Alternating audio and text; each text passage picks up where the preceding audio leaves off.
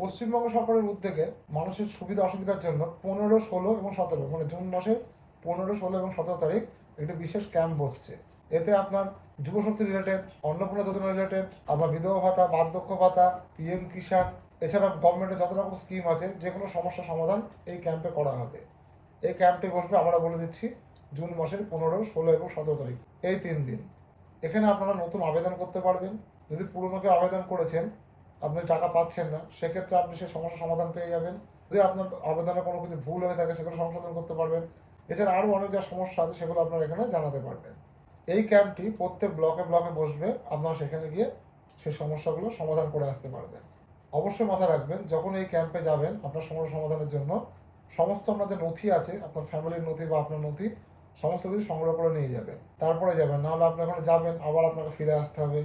সব কিছু গুছিয়ে নিয়ে তারপরে যাবেন। আর এটা মাথায় রাখবেন, আপনি কিন্তু একা নন, আরও অনেক ভিড় হবে। তাই সকাল সকাল যাওয়ার চেষ্টা করবেন।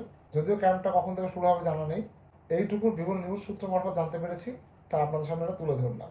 যদি এই নিয়ে পরবর্তী কোনো আপডেট পাই 2-1 দিনের মধ্যে আপনাদের ভিডিওর মাধ্যমে আমি জানিয়ে দেবো।